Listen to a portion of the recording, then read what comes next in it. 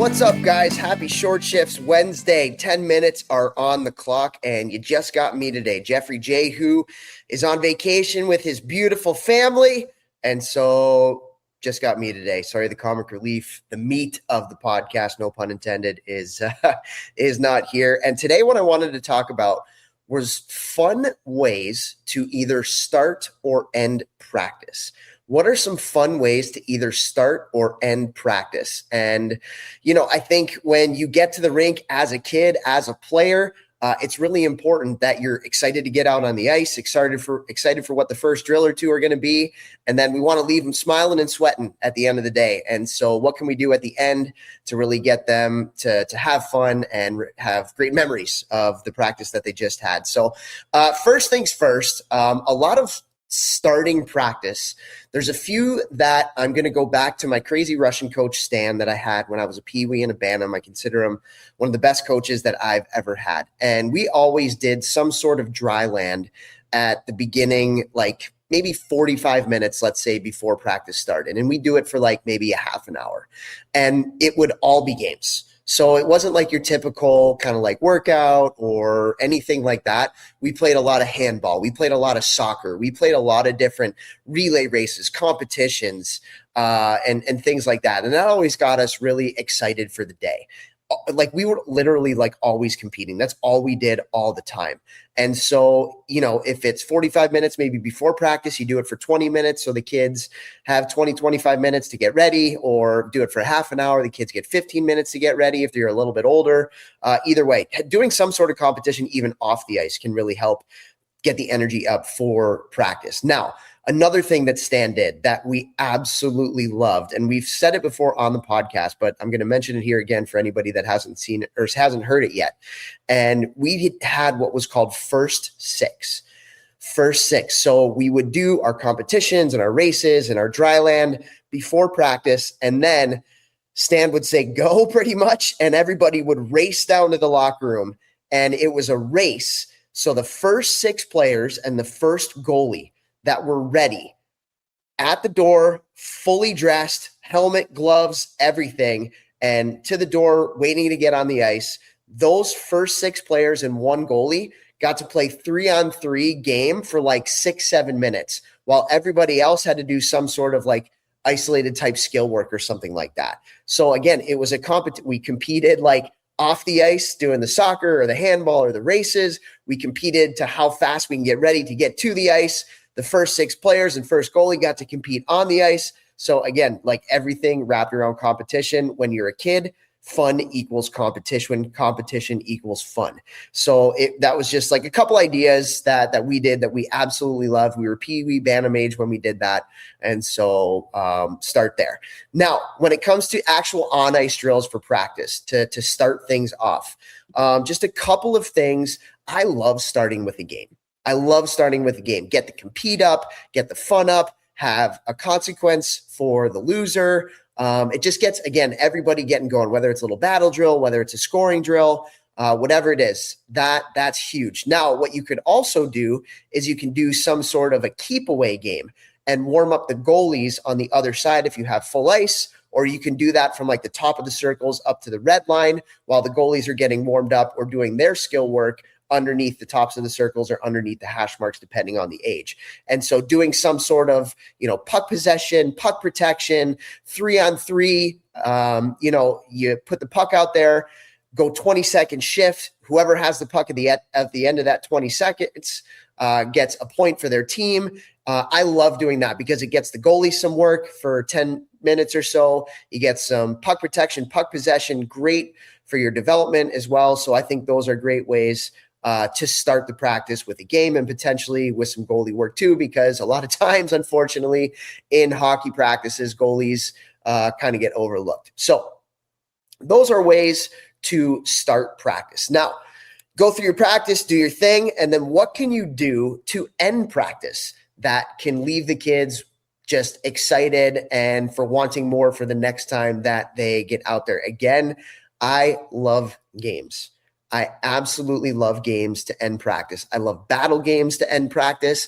I love scoring games to end practice. Anything that gets the boys or the girls going, gets them competing, gets them having fun, is a huge, huge, huge win. So a couple of games that we can talk about. First, we'll talk about some of the scoring games that can be really fun.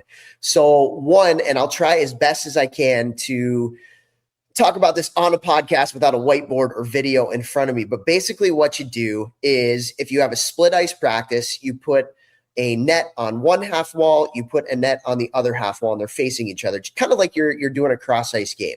And then you have 3 pucks going each way, and it's a 3-on-0 against the goalies. Now, how this works is coach will blow the whistle.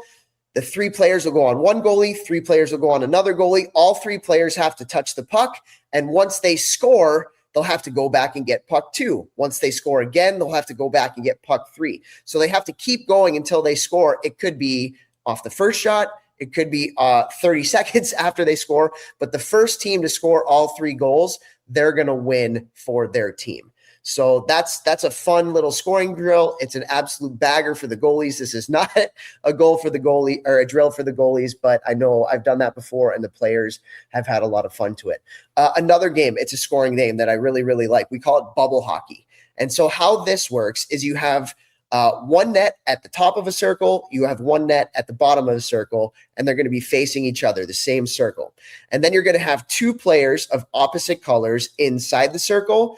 And then you're going to have 4 players, 2 on each team, outside of the circle on the attacking net. So picture this, like if the net is on the bottom of the circle and you have the white team that's going to be scoring on that net, they're going to have 1 player that is inside the circle that's going to be battling. And then you have 1 player that's going to be in between the hash marks and the net on the outside of the circle on one side, kind of like on the back door. And then you're going to have 1 player in between the hash marks and the net outside the circle on the other side. And so coach will flip a puck in. It's a little bit of a battle for the puck. And then whoever gets that puck, it's kind of like a 3-on-1. And then when the other team gets that puck, then they go the other way and it's like a 3-on-1. But it's like the 2 guys in the middle, 2 players in the middle that are battling it out. And then the 2 players on the side that are on the back door. So that's called bubble hockey. It's one that players absolutely, absolutely love. Battle drills. What are some battle drills that are a lot of fun to end practice? One thing that I like is you can take the big black dividers and you form just like a small area right around the net. And so you maybe have it from like in between the net and the dot, on the dot line, going across, and then up to the dot, across to the other dot, and then down. So let's just say dots. You have 2 players inside from each team, and it's just like a 2-on-2. Whoever has the puck, you need to make 1 pass before you can shoot and score. If there's a goal, a coach will put another puck in. If the puck goes out, then a coach will put another puck in. Now you can use those dividers, or you can actually use players too to keep the pucks in. So players are from the goal line up to the dot, across to the other dot, and down to the goal line, forming that little rectangle right there. So it's like a really, really small area, just a little battle drill that they can do. So anytime you can enclose things in small areas, the kids have a lot of fun with that. Now, last drill that I'll go through is not a battle drill, not a scoring drill, but this is just a fun drill, couple of drills that the players, they really like. First one, maybe you do this with older players, maybe you can do it with younger players, but it's basically a shootout competition. And what happens is there's going to be 1 player that goes on a breakaway, and you figure out who that player is. And then everybody else out on the ice, coaches included and players, can guess on whether or not that player is going to score. And so they'll go to one side if they think that that player is going to score. They'll go to the other side if they think that player is going to miss. Then that player goes. If that player scores, then the players who went to the side who thought that he was going to miss, they go sideboard down and back. If you're right, you don't have to skate. If the player misses and you guess that that player was going to score, you got to skate a skyboard over and back. And so you keep going, try to get through the whole team if you can. And the players, they have a lot of fun with that, a lot of ribbing going on, which is pretty funny.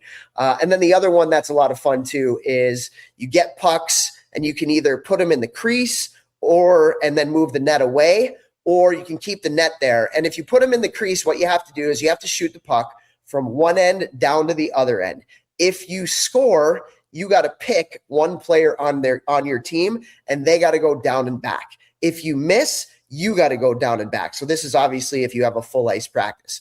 You can do that where you shoot it from the crease, or what you can do is you keep that net intact, and a player has to skate from the corner around the net. And as they get to the goal line, they got to shoot it down. Same thing. If they score, they get to pick one of their teammates to go down and back. If they miss, they got to be the one that goes down and back. And so again, hockey's all about fun, guys. Hockey's all about fun, especially in youth hockey, but even at the pro and the college level, like they're doing these things because it's fun and gets the boys excited for the next practice, gets them ribbing each other after practice. It's just a great way to start our practice. So hopefully I've given you guys some ideas here that you can use with your teams coming up. So happy Wednesday, everybody. Short shifts, 10 minutes, and we love you. Take care.